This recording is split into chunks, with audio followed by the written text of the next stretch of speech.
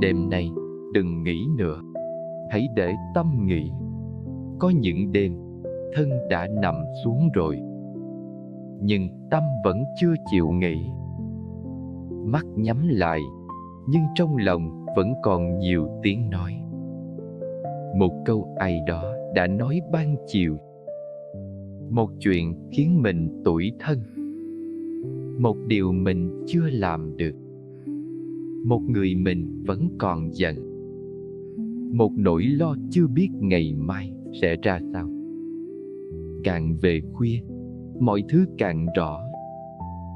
Những chuyện ban ngày tưởng như đã qua, đêm xuống lại trở về. Có khi chỉ là một lời nói, có khi chỉ là một ánh mắt, có khi chỉ là một cảm giác mình bị bỏ rơi, bị xem nhẹ, bị hiểu lầm. Và rồi ta nằm đó, không ngủ được, không yên được, cũng không biết phải nói cùng ai. Nếu đêm nay bạn đang như vậy, xin hãy nghe thật chậm.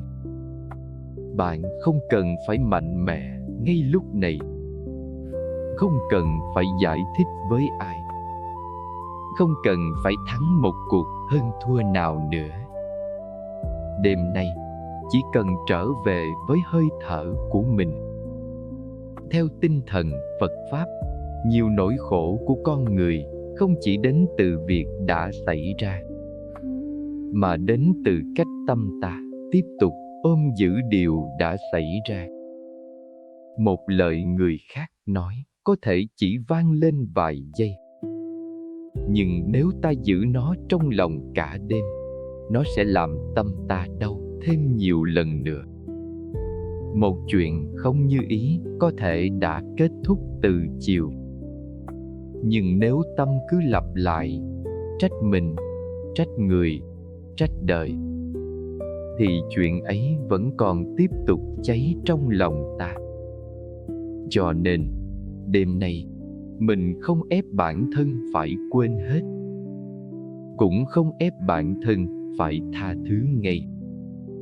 Ta chỉ tập buông một chút thôi.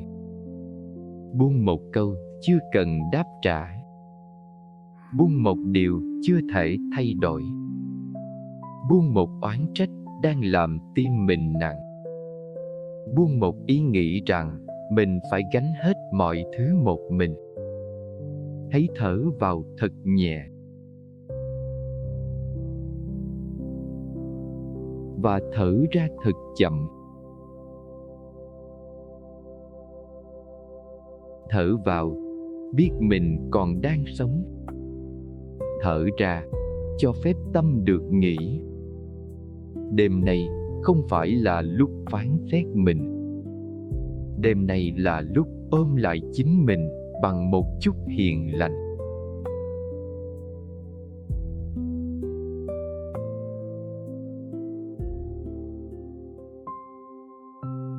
Có những đêm tâm mình mệt hơn thân. Có những ngày trôi qua rất dài. Không phải vì ta làm quá nhiều việc, mà vì lòng ta phải chịu quá nhiều điều không nói ra.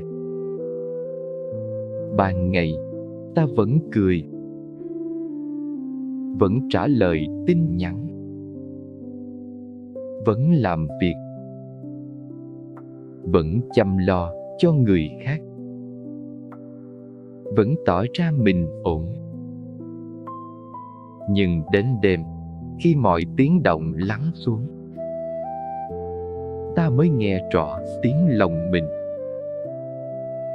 Có một nỗi mệt không nằm ở thân, nó nằm trong tâm. Mệt vì phải nhìn, mệt vì phải hiểu cho người khác quá nhiều, mệt vì không ai hiểu cho mình, mệt vì sống tử tế mà vẫn bị tổn thương, mệt vì có những lời mình muốn nói nhưng biết nói ra cũng không ai nghe. Có người khó ngủ vì lo tiền bạc. Có người khó ngủ vì tình cảm. Có người khó ngủ vì cha mẹ, con cái, gia đình. Có người khó ngủ vì một câu nói nặng của người thân. Có người khó ngủ vì chính họ không thể tha thứ cho mình. Đêm khuya thường làm lòng người yếu mềm hơn. Những điều ban ngày ta cố đè xuống, đêm đến lại trồi lên. Ta nhớ lại một chuyện cũ, rồi trách mình. Ta nhớ lại một người cũ, rồi đau lòng. Ta nhớ lại một lời xúc phạm, rồi muốn đáp trả. Ta nhớ lại những điều chưa làm được, rồi thấy mình kém cỏi. Nhưng người ơi, hãy nhẹ với mình một chút. Không phải đêm nay bạn yếu đuối,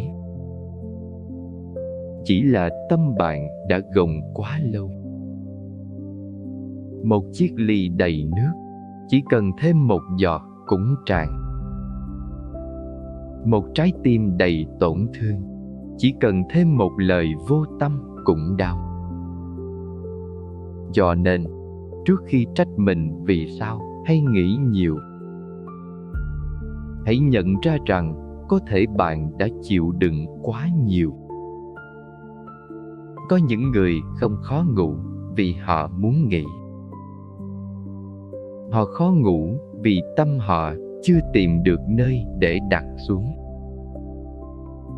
Và video này không đến để dạy bạn phải quên,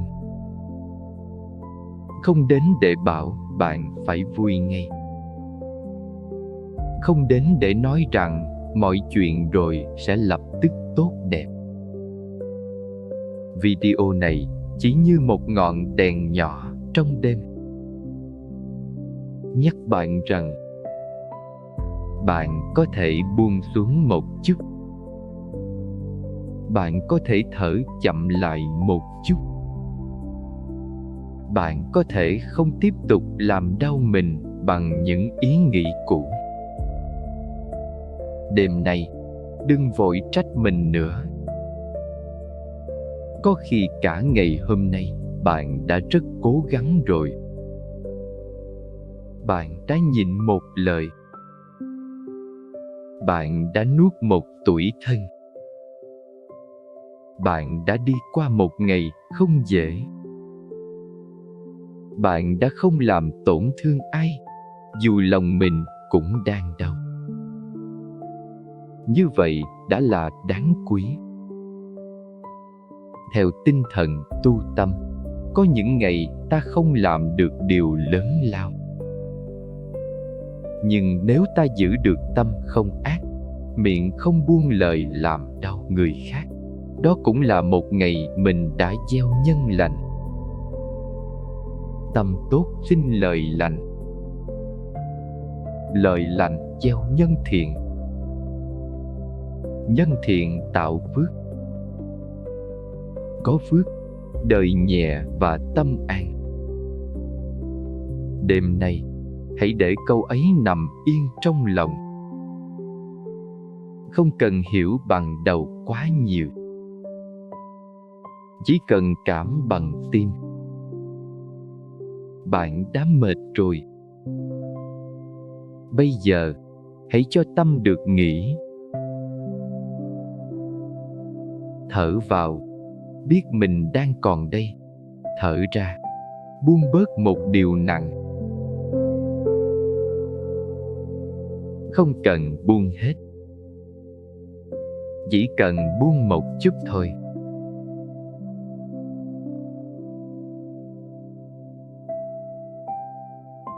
Nhiều khi ta không khổ vì chuyện đó, mà khổ vì cứ giữ mãi trong lòng. Có những chuyện thật ra đã qua rồi, Người kia nói xong, họ quên. Việc kia xảy ra xong, nó cũng đã trôi. Một ngày đã kết thúc. Cánh cửa đã đóng lại.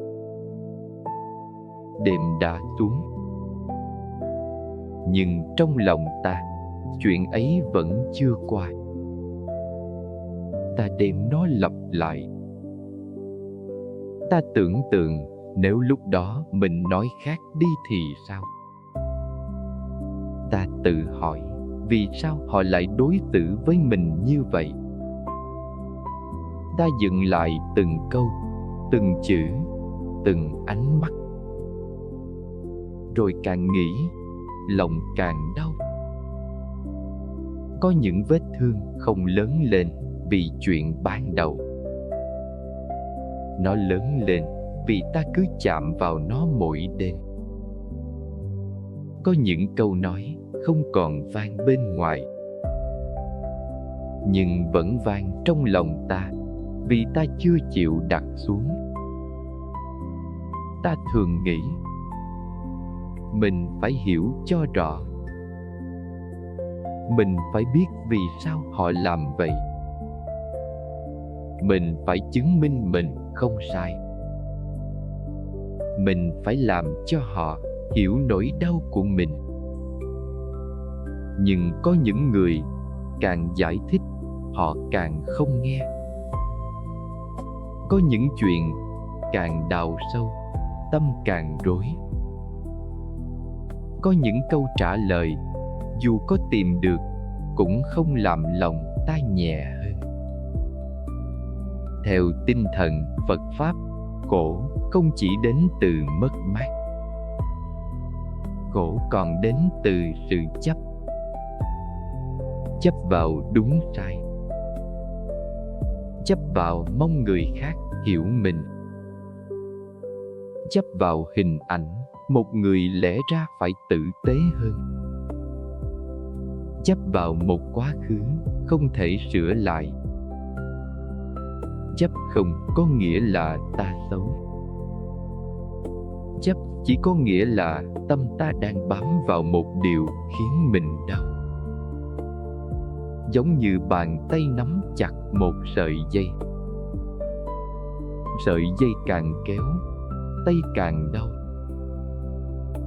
Ta tưởng nắm là giữ được điều gì đó, nhưng thật ra càng nắm, chính tay mình càng rát.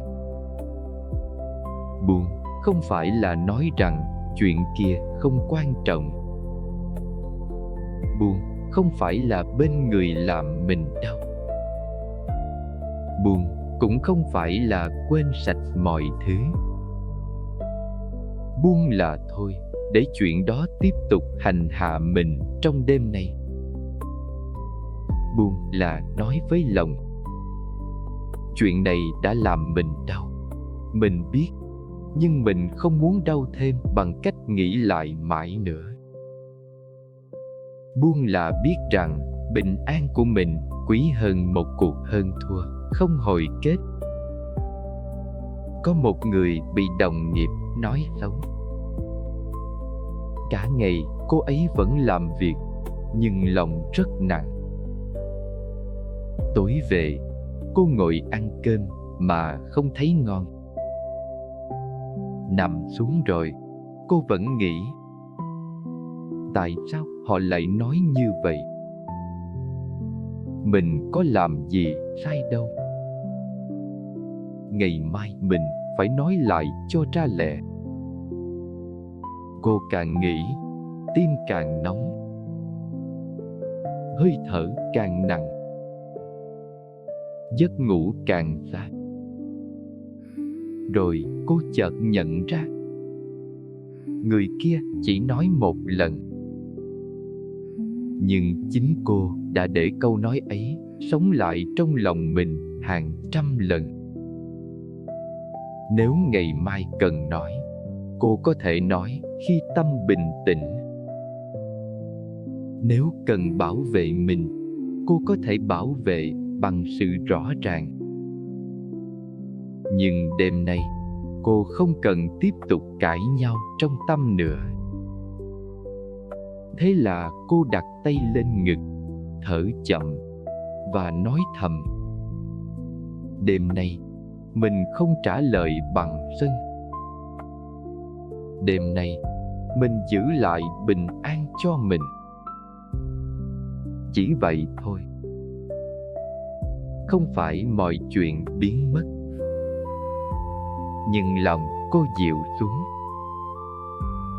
Có khi sự chuyển hóa bắt đầu nhỏ như thế. Không phải một phép màu, không phải đời đổi ngay,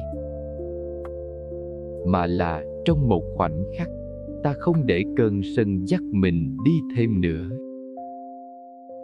Người có tu không phải là người không bao giờ giận, mà là người biết dừng lại trước khi cơn giận biến thành lời ác. Biết im lặng khi tâm đang nóng. Biết nói sau khi lòng đã lắng. Biết không đem một chuyện ban ngày đốt cháy cả đêm của mình. Đêm nay, nếu trong lòng bạn còn một câu chưa nguôi, hãy thử nhìn nó bằng tâm hiền hơn. Câu đó đã làm bạn đau, đúng, nhưng bạn không cần tự làm mình đau thêm. Người kia có thể chưa hiểu bạn, nhưng bạn có thể hiểu mình. Bạn hiểu rằng mình đang mệt. Bạn hiểu rằng mình cần ngủ. Bạn hiểu rằng tâm mình không thể sáng suốt khi cứ ôm giận. Bạn hiểu rằng một đêm bình yên đôi khi quý hơn một lời đáp trả. Hãy thở vào và thầm nói: mình thấy nỗi đau này. Thở ra và thầm nói: mình cho phép nó dịu xuống, không cần ép nó biến mất. Chỉ cần đừng nuôi nó lớn thêm. Giữ miệng trong đêm cũng là giữ tâm. Có những lời ban đêm rất dễ nói ra, vì đêm làm lòng người cô đơn hơn. Vì khi mệt, ta dễ yếu lòng. Vì khi đau, ta dễ muốn nhắn một tin thật dài. Muốn trách một người, muốn hỏi cho ra lẽ, muốn nói hết những điều đã chịu đựng. Nhưng có những tin nhắn được gửi đi trong lúc tâm đang nóng. Sáng hôm sau đọc lại, chính mình cũng thấy đau. Có những lời chỉ mất vài giây để thốt ra, nhưng làm một mối quan hệ tràn đi rất lâu. Có những câu nói ra không phải vì trí tuệ, mà vì sân hận muốn tìm một lối thoát. Theo tinh thần chánh ngữ, lời nói lành không chỉ là lời ngọt. Lời nói lành là lời đúng lúc, đúng sự thật, có ích, không làm tổn thương một cách không cần thiết, và được nói ra từ một tâm không ác. Khi tâm còn sân, lời nói thường không trong. Khi lòng còn tủi, lời nói dễ thành trách móc. Khi cái tôi còn đau, lời nói dễ biến thành mũi dao. Cho nên, giữ miệng lúc giận không phải là chịu thua. Đó là giữ phước, giữ tâm, giữ một cánh cửa để ngày mai còn có thể nói với nhau bằng sự bình tĩnh. Có người nghĩ, nếu mình im, họ tưởng mình sai. Nếu mình nhìn, họ sẽ lấn tới. Nếu mình không nói ngay, mình sẽ ấm ức. Nhưng im lặng đúng lúc không phải là yếu đuối. Im lặng khi tâm đang nóng là trí tuệ.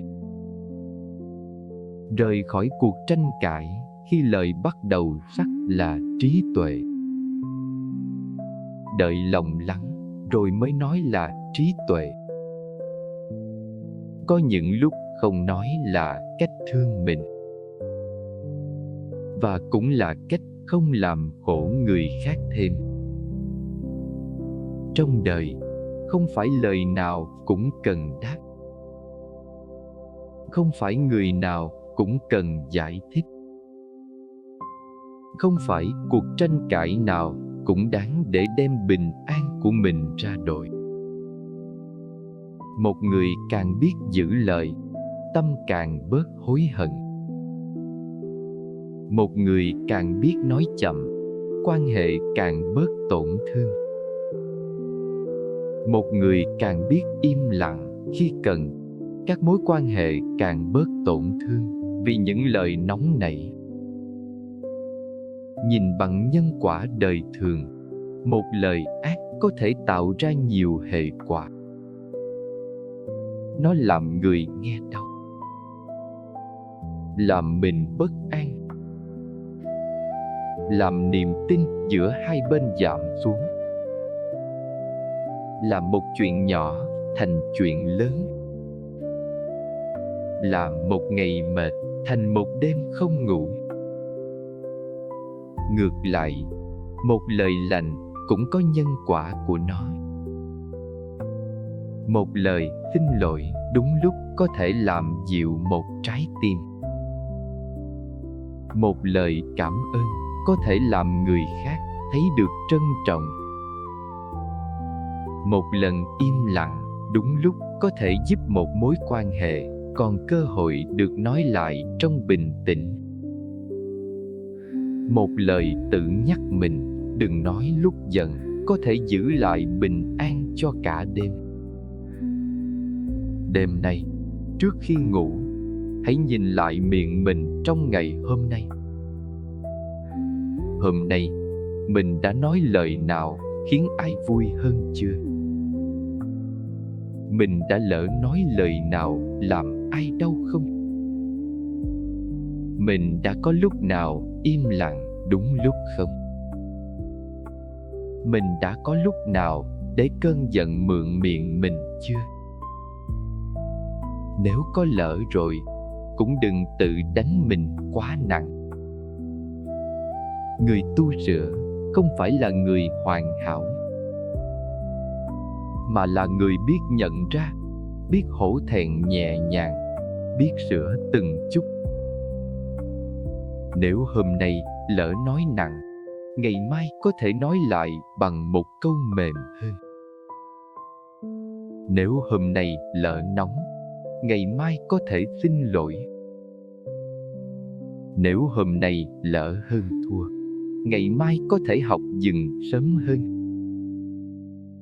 Đừng biến việc tu thành một gánh nặng. Tu là trở về với tâm biết thương,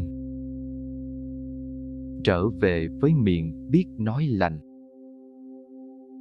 trở về với sự tỉnh thức trước khi làm mình và người khác đau. Đêm nay, hãy đặt một lời nguyện nhỏ thôi. Không phải nguyện đời mình hết sóng gió, mà nguyện ngày mai, khi gặp chuyện không vừa ý, mình chậm lại một hơi. Khi bị nói nặng, mình đừng vội đáp trả. Khi muốn trách ai, mình nhìn lại tâm mình trước. Khi chuẩn bị nói một câu sắc, mình hỏi: câu này có thật sự cần nói bây giờ không? Câu này có làm mọi chuyện tốt hơn không? Câu này xuất phát từ trí tuệ hay từ sân hận? Chỉ cần hỏi được như vậy, tâm đã sáng hơn một chút.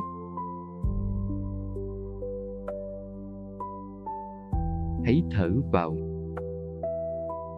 Cảm nhận cổ họng mềm lại, thở ra, buông một lời chưa cần nói. Đêm nay, không cần gửi tin nhắn trong lúc đau, không cần gọi điện trong lúc giận, không cần giải thích trong lúc lòng đang rối. Hãy ngủ trước. Ngày mai, nếu cần nói, hãy nói bằng một tâm đã dịu.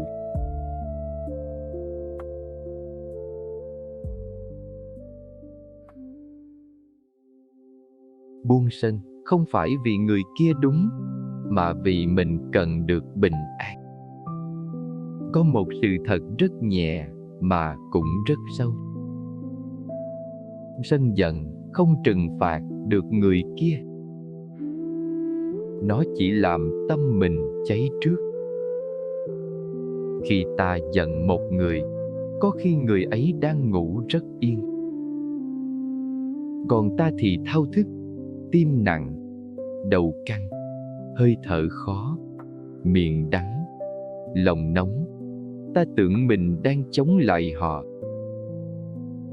Nhưng thật ra, mình đang tự đốt mình bằng hình bóng của họ trong tâm. Sân hận là một ngọn lửa. Nó có thể bắt đầu từ một điều rất nhỏ. Một câu nói, một sự vô tâm, một lần bị xem nhẹ, một cảm giác bị phản bội. Nhưng nếu ta cứ thêm củi vào, lửa sẽ cháy suốt đêm. Thêm củi bằng cách nghĩ lại, thêm củi bằng cách tưởng tượng, thêm củi bằng cách muốn trả đũa, thêm củi bằng cách kể đi kể lại trong lòng, thêm củi bằng cách tự hỏi tại sao là mình mãi không thôi. Buông sân không có nghĩa là cho rằng người kia đúng, không có nghĩa là để người khác tiếp tục làm đau mình, không có nghĩa là không cần ranh giới. Buông sân là không để lòng mình bị người kia chiếm giữ nữa. Có những người làm ta đau, nhưng ta không cần mang họ vào giấc ngủ của mình. Có những câu nói làm ta tổn thương, nhưng ta không cần đặt nó lên gối nằm cùng mình cả đêm. Có những chuyện cần giải quyết, nhưng không nhất thiết phải giải quyết bằng một trái tim đang cháy. Theo tinh thần nhẫn nhục, nhẫn không phải là nuốt hết trong uất ức. Nhẫn là có đủ sức dừng lại để không tạo thêm khổ. Nhẫn là biết rằng lúc tâm đang nóng, mình nhìn mọi thứ không sáng. Nhẫn là bảo vệ phần hiền lành trong mình khỏi bị cơn giận kéo đi. Một lần nhìn không làm bạn nhỏ bé đi. Một lần dừng lại không làm giá trị của bạn mất đi. Một lần im lặng trước lời ác không có nghĩa là bạn thua. Có khi đó là lúc bạn thắng được điều khó nhất. Thắng cơn sân trong chính mình. Nhiều người khổ vì nghĩ rằng mình phải làm người kia đau lại thì mình mới nhẹ. Nhưng sự thật là làm người khác đau không chắc làm mình hết đau. Đôi khi nó chỉ tạo thêm một vòng khổ mới. Người kia nói nặng, mình đáp nặng hơn. Họ tổn thương, mình hối hận. Mối quan hệ rạn nứt. Rồi đêm về, tâm mình lại nặng hơn trước. Đó là nhân quả đời thường. không cần thần bí hóa. Lời ác tạo ra khoảng cách, sân hận tạo ra bất an. Cố thắng một câu có thể làm thua cả một đêm bình yên. Vậy nên, đêm nay, nếu bạn đang giận ai đó, hãy thử đừng hỏi làm sao để họ biết họ sai. Hãy hỏi nhẹ hơn, làm sao để tâm mình không cháy nữa. Câu hỏi ấy không làm bạn yếu, nó làm bạn tỉnh. Bạn có quyền buồn, có quyền thất vọng, có quyền đặt ranh giới, có quyền rời xa điều làm mình tổn thương. Nhưng bạn không cần nuôi ác ý, không cần cầu mong người kia khổ, không cần giữ lửa sân trong tim chỉ để chứng minh mình đã đau. Từ bi không phải là để người khác muốn làm gì thì làm. Từ bi đi cùng trí tuệ. Có những người ta thương bằng cách giữ khoảng cách.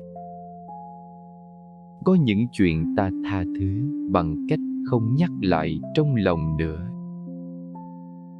Có những mối quan hệ ta buông không phải vì hết tình, mà vì nếu tiếp tục ôm giữ, cả hai đều khổ. Đêm nay, hãy thử nói thầm với người làm bạn đau. Tôi không nói rằng bạn đúng. Tôi cũng không ép mình quên ngay. Nhưng tôi không muốn tiếp tục đốt tâm mình vì chuyện này nữa. Tôi trả bạn về với phần của bạn. Tôi giữ lại bình an cho tôi. Nói vậy trong lòng thôi, không cần gửi cho ai, không cần chứng minh cho ai. Chỉ là một cách tháo sợi dây ra khỏi tay mình. Hãy thở vào, nhận ra trong lòng còn nóng. Thở ra, cho ngọn lửa nhỏ lại. Thở vào, không ép mình hết giận ngay. Thở ra, không thêm dầu vào cơn giận nữa. Bớt sân một chút, đời nhẹ một chút. Bớt hơn thua một chút, đêm yên một chút. Bớt muốn người khác phải hiểu mình ngay, tâm rộng ra một chút. Và khi tâm rộng ra, giấc ngủ có đường để trở về. Tha thứ cho chính mình trước khi ngủ. Có một người mà ta thường đối xử rất nghiêm khắc. Đó là chính mình. Ta có thể dễ hiểu cho người khác, nhưng lại khó tha thứ cho mình. Người khác mệt, ta bảo họ nghỉ đi. Còn mình mệt, ta trách mình yếu đuối. Người khác sai, ta nói ai cũng có lúc lầm. Còn mình sai, ta dằn vặt suốt nhiều đêm. Người khác chưa làm được, ta khuyên họ từ từ. Còn mình chưa làm được, ta thấy mình vô dụng. Có những đêm ta không chỉ giận người khác, ta còn giận chính mình. Giận vì đã tin nhầm, giận vì đã nói sai,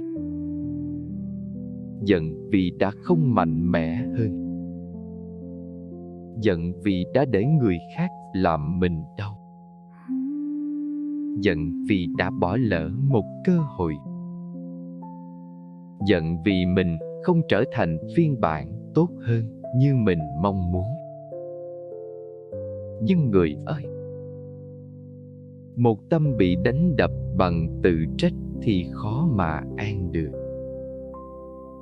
Theo tinh thần từ bi, lòng thương không chỉ dành cho người khác, nó cũng cần được dành cho chính mình. Thương mình không phải là nuông chiều lỗi lầm. Thương mình là nhìn lỗi lầm bằng ánh mắt có trí tuệ, biết sai để sửa, nhưng không dùng cái sai ấy để kết án cả con người mình. Bạn có thể đã nói một lời chưa hay, nhưng bạn không chỉ là lời nói đó. Bạn có thể đã chọn sai một lần, nhưng bạn không chỉ là lựa chọn đó. Bạn có thể đã yếu lòng,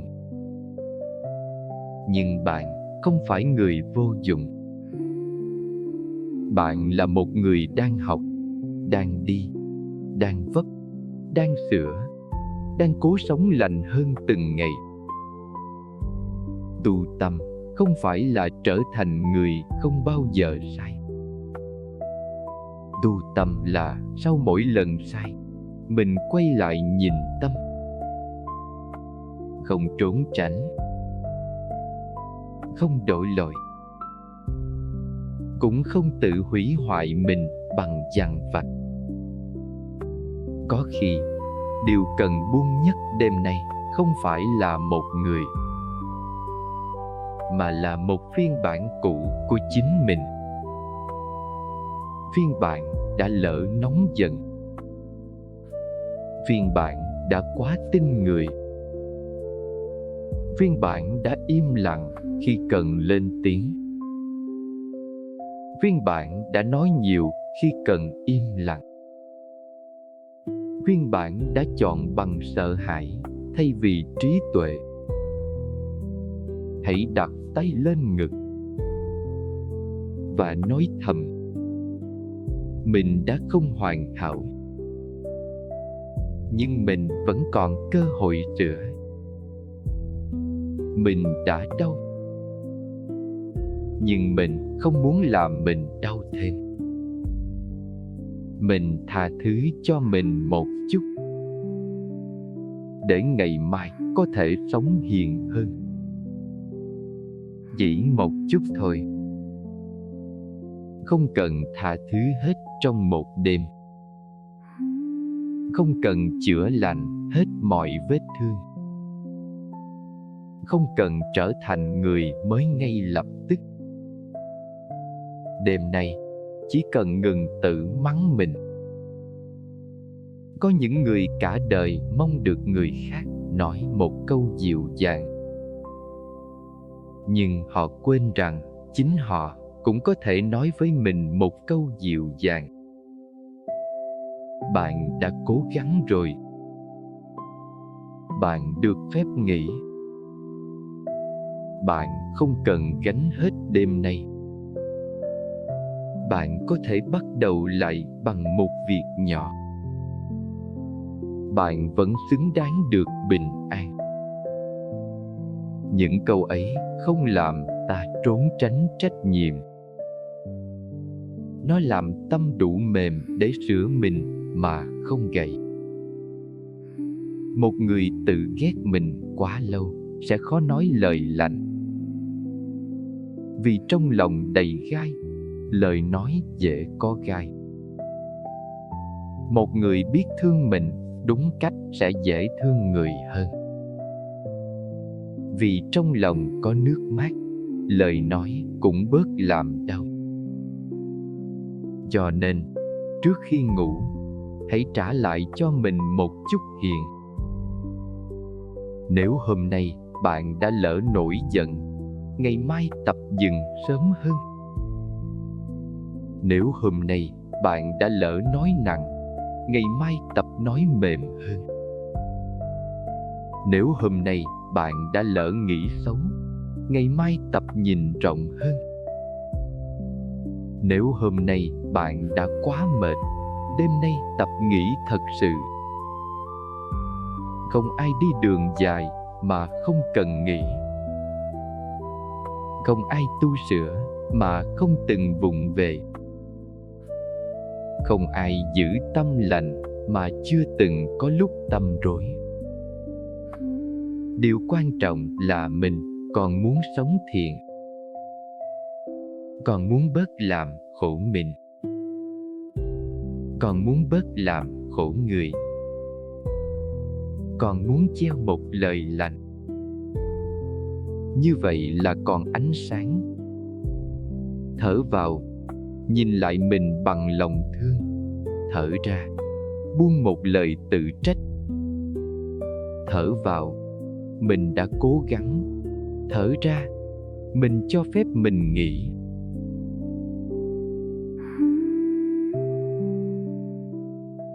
Vô thường, chuyện hôm nay rồi cũng sẽ đổi thay. Có những chuyện lúc đang xảy ra, ta tưởng như nó sẽ ở lại mãi. Một nỗi buồn tưởng không qua nổi. Một cơn giận tưởng không nguôi. Một vết thương tưởng sẽ đau suốt đời. Một giai đoạn khó khăn tưởng không có lối ra. Nhưng rồi nhìn lại, ta thấy nhiều chuyện đã từng rất nặng. Bây giờ chỉ còn là một đoạn ký ức. Đời vô thường không phải để ta bi quan, mà để ta bớt chấp. Vô thường nhắc rằng niềm vui rồi đổi, nỗi buồn cũng đổi. Người thương có thể đổi, người ghét cũng đổi. Hoàn cảnh đổi, suy nghĩ đổi, cảm xúc đổi. Ngay cả ta của hôm nay cũng không còn giống ta của năm trước. Vậy thì chuyện đang làm ta khổ đêm nay có thể cũng không nặng mãi như ta tưởng. Nó đang có mặt, nhưng nó không phải toàn bộ cuộc đời mình.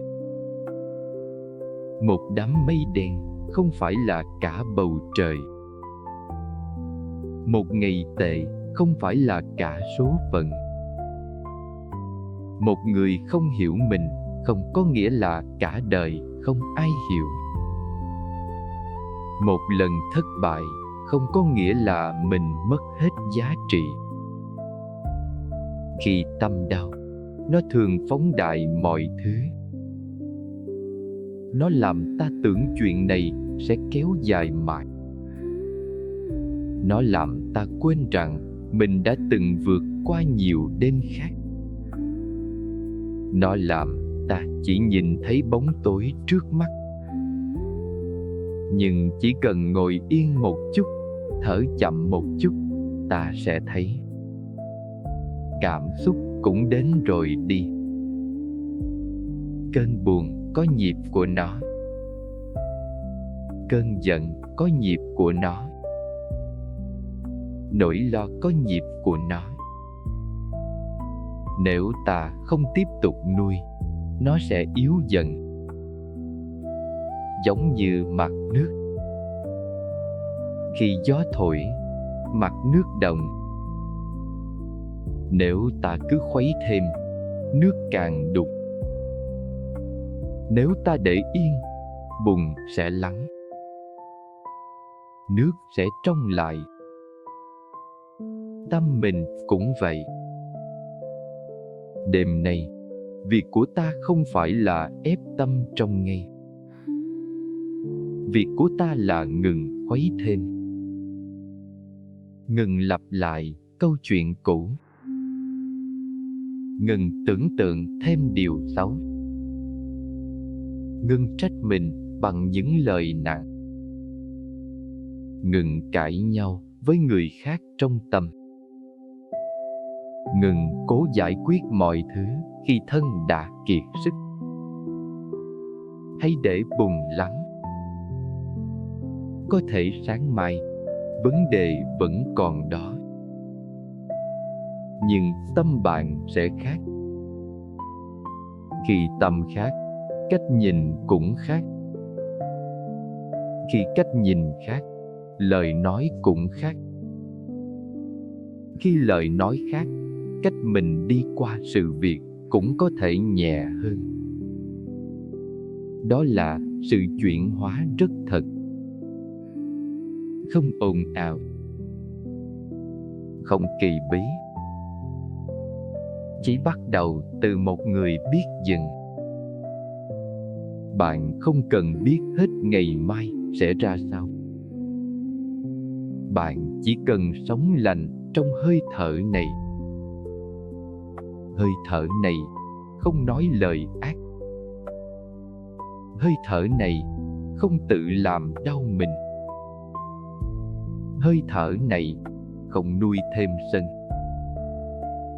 Hơi thở này không ôm cả quá khứ. Hơi thở này trở về. Thở vào, biết mọi chuyện đang đổi thay. Thở ra, không nắm chặt nữa.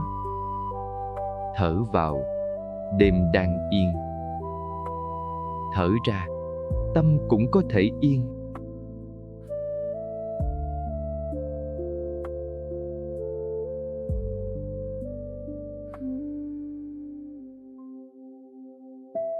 Một việc nhỏ trước khi ngủ. Gieo một lời lành trong tâm. Trước khi ngủ, ta thường đem theo rất nhiều thứ lên giường. Điện thoại, tin nhắn, lo lắng, hối tiếc, dự định, sân giận, tủi thân. Nhưng ít khi ta đem theo một lời lành cho chính mình. Đêm nay, hãy thử làm khác đi. Trước khi ngủ, hãy gieo vào tâm một lời hiền. Không cần dài, không cần hoa mỹ, chỉ cần thật. Bạn có thể nói: cầu mong tâm mình được nhẹ. Cầu mong ngày mai mình nói lời lành hơn. Cầu mong mình bớt sân, bớt trách, bớt tự làm đau. Cầu mong những ai đang khổ cũng tìm được chút bình an. Cầu mong mình sống tử tế hơn từ những việc nhỏ. Đây không phải là lời cầu xin để trốn tránh hành động. Đó là cách hướng tâm về điều thiện trước khi ngủ. Tâm trước khi ngủ rất mềm. Nếu ta gieo vào đó oán trách, đêm sẽ nặng. Nếu ta gieo vào đó lo âu, giấc ngủ sẽ chập chờn. Nếu ta gieo vào đó một lời lành, tâm có cơ hội dịu xuống. Một lời lành không làm đời đổi ngay, nhưng nó làm hướng tâm thay đổi. Và khi hướng tâm thay đổi, ngày mai ta có thể chọn khác đi một chút. Thay vì thức dậy với sự bực bội, ta có thể thức dậy với ý muốn nhẹ hơn. Thay vì trả lời người khác bằng cay nghiệt, ta có thể chậm lại. Thay vì ôm chuyện cũ, ta có thể đặt xuống một phần. Thay vì tự trách, ta có thể sửa mình bằng sự tỉnh thức. Phước không phải là điều xa vời. Phước bắt đầu từ cách ta nghĩ,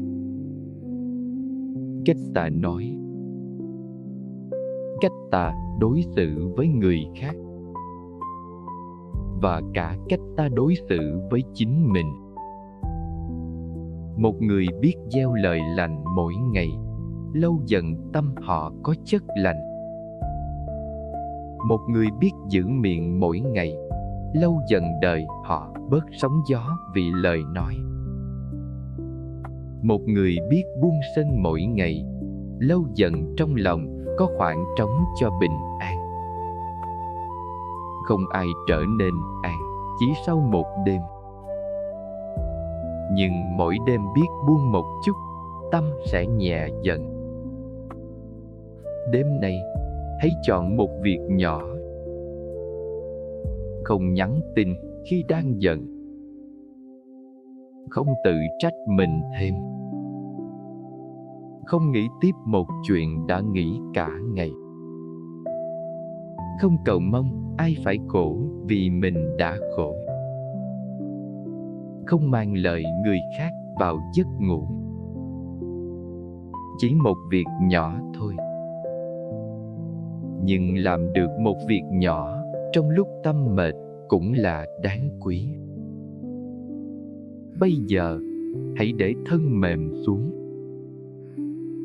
Thả lỏng trán. Thả lỏng hai mắt. Thả lỏng quai hàm. Thả lỏng vai. Thả lỏng hai bàn tay. Nếu bàn tay đang nắm, hãy mở ra một chút. Như thể bạn đang buông một sợi dây vô hình. Sợi dây của hơn thua. Sợi dây của oán trách. Sợi dây của lo lắng. Sợi dây của những điều không thể kiểm soát. Bạn không cần giữ nó trong đêm nay. Hãy để nó nằm xuống. Thở vào, tâm biết mệt. Thở ra, tâm được nghỉ. Thở vào, mình gieo một lời lành. Thở ra, mình ngủ trong bình an.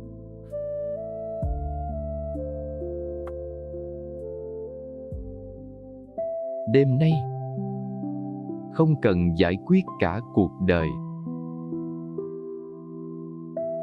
Có lẽ điều làm con người mệt nhất không phải là một việc cụ thể, mà là cảm giác mình phải giải quyết tất cả cùng một lúc. Phải lo cho ngày mai.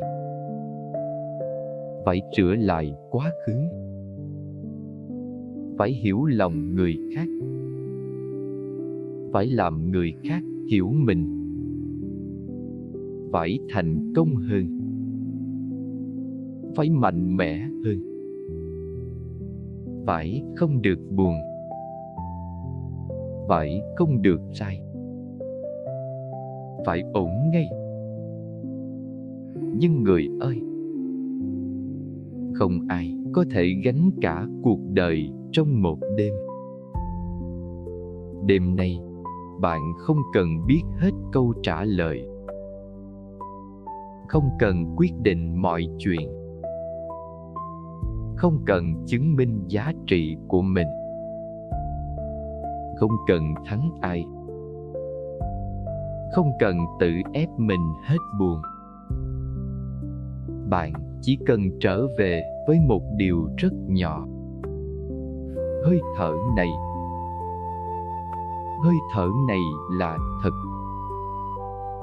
Thân này đang cần nghỉ. Tâm này đang cần được ôm lại bằng sự hiền lành. Ngày mai có việc của ngày mai. Những cuộc nói chuyện cần thiết có thể để đến khi tâm sáng hơn. Những quyết định quan trọng có thể đợi đến khi thân không còn kiệt sức. Những nỗi đau sâu có thể được chăm sóc từng chút, không cần ép lành ngay. Đêm là để nghỉ, không phải để tự xét xử mình. Nếu có một chuyện chưa xong, hãy nói: chuyện này, ngày mai mình sẽ nhìn lại. Nếu có một người làm bạn đau, hãy nói: người này, ngày mai mình sẽ đối diện bằng tâm bình hơn. Nếu có một lỗi lầm khiến bạn hối hận, hãy nói: lỗi này, mình sẽ sửa bằng hành động, không phải bằng tự dằn vặt suốt đêm. Nếu có một nỗi lo chưa có lời giải, hãy nói: nỗi lo này mình tạm đặt xuống. Khi tâm nghĩ đủ, mình sẽ sáng hơn. Biết đặt xuống cũng là trí tuệ. Có những thứ ta không buông vì đã giải quyết xong, mà buông để có đủ sức mà giải quyết. Có những cuộc đời không nhẹ vì hết vấn đề, mà nhẹ vì người trong cuộc biết không ôm mọi vấn đề cùng lúc. Đêm nay, hãy trở về với sự thật đơn giản. Bạn còn sống.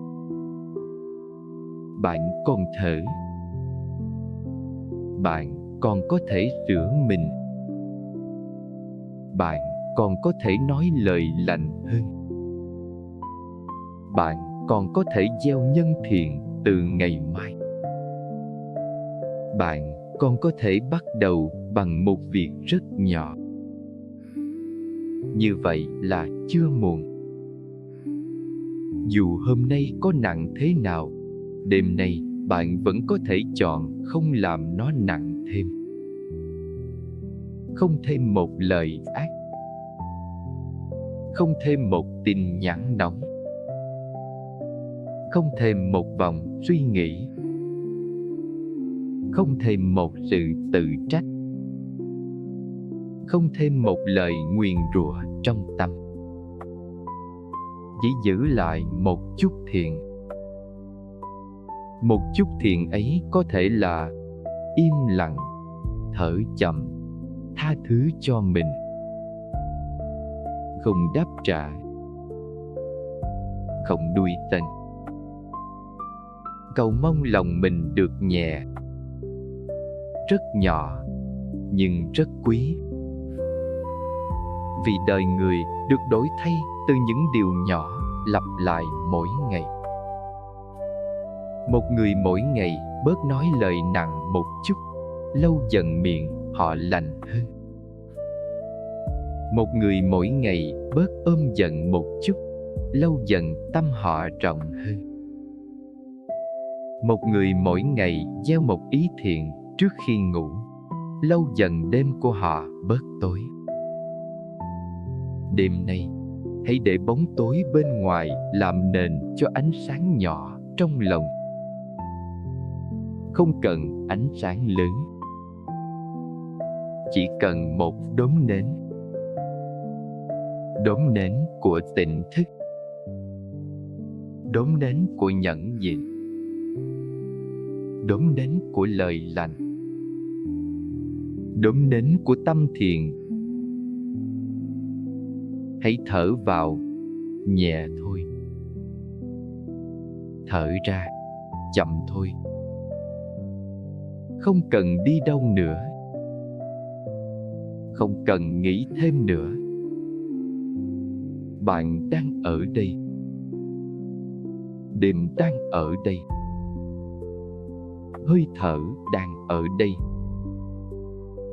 Và ngay trong khoảnh khắc này, bạn có thể nghĩ: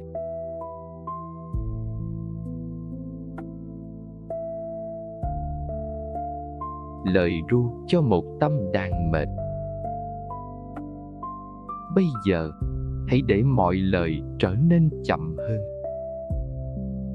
Không cần cố lắng nghe từng câu.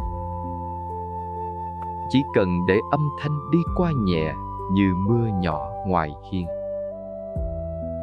Nếu buồn, cứ để buồn mềm xuống. Nếu giận, cứ để giận lắng xuống. Nếu lo, cứ để lo nằm yên một góc.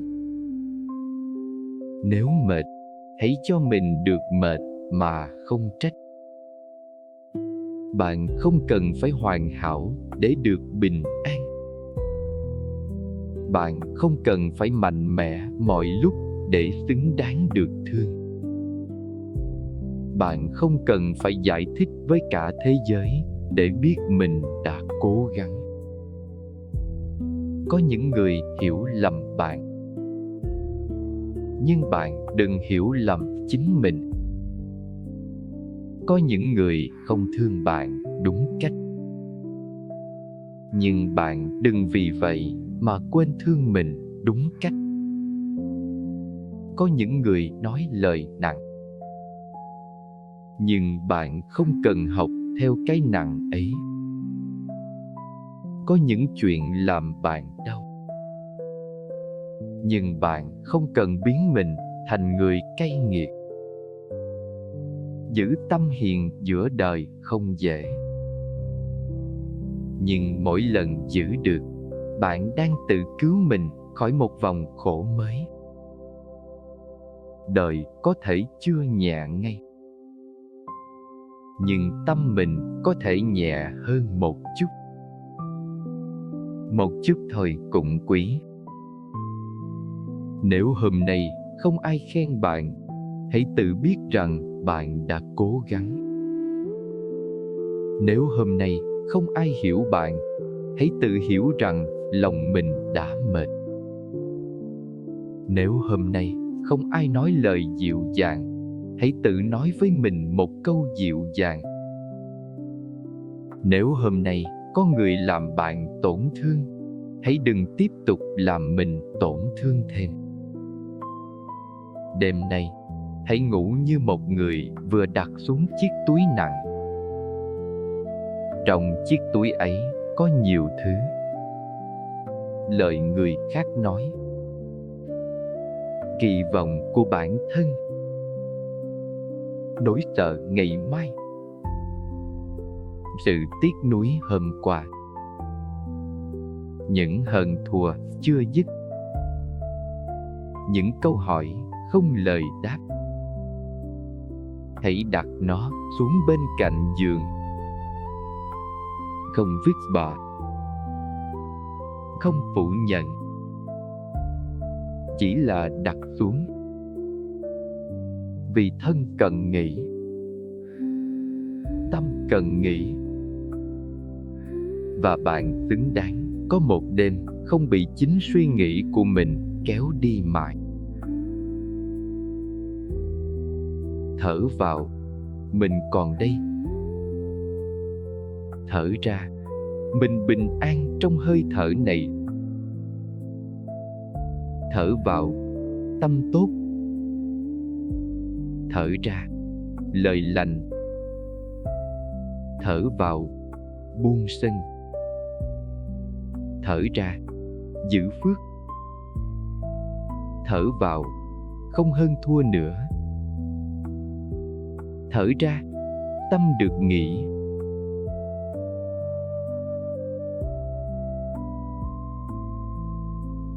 Trước khi khép lại đêm nay, hãy cùng giữ một niệm lành. Nguyện cho những ai đang nghe đến đây, dù lòng còn nhiều chuyện chưa yên, cũng tìm được một khoảng lặng để thở. Nguyện cho những ai đang buồn, không tự trách mình thêm nữa. Nguyện cho những ai đang giận, biết giữ miệng để không tạo thêm khổ. Nguyện cho những ai đang lo, biết đặt xuống một phần trước khi ngủ. Nguyện cho những ai đã chịu nhiều tổn thương, vẫn giữ được trong lòng một hạt giống hiền lành. Nguyện cho ngày mai, khi mở mắt ra, ta không cần trở thành người hoàn hảo, chỉ cần là người biết sống lành hơn hôm qua một chút, nói lời nhẹ hơn, nghĩ điều thiện hơn, bớt trách hơn, bớt sân hơn, biết thương mình hơn, và biết thương người bằng trí tuệ hơn. Đêm nay, nếu chưa buông được hết, cũng không sao. Buông một chuyện thôi, một chuyện nhỏ thôi, tâm đã nhẹ đi một phần. Không phải im lặng là thua. Có khi im lặng là cách giữ tâm khỏi tạo thêm khổ. Không phải buông là yếu. Có khi buông là cách tự cứu mình khỏi một đêm dài đau khổ. Không phải sống hiền là chịu thiệt. Có khi sống hiền là giữ lại phần trong lành sâu nhất trong tâm mình. Tâm tốt sinh lời lành. Lời lành gieo nhân thiện. Nhân thiện tạo phước. Có phước, đời nhẹ và tâm an. Bây giờ, hãy ngủ đi. Để thân được nghỉ. Để tâm được mềm. Để những điều chưa xong tạm nằm lại bên ngoài giấc ngủ. Ngày mai, ta sẽ sống tiếp. Chậm hơn. Hiền hơn. Tỉnh hơn. Và đêm nay chỉ cần bình an.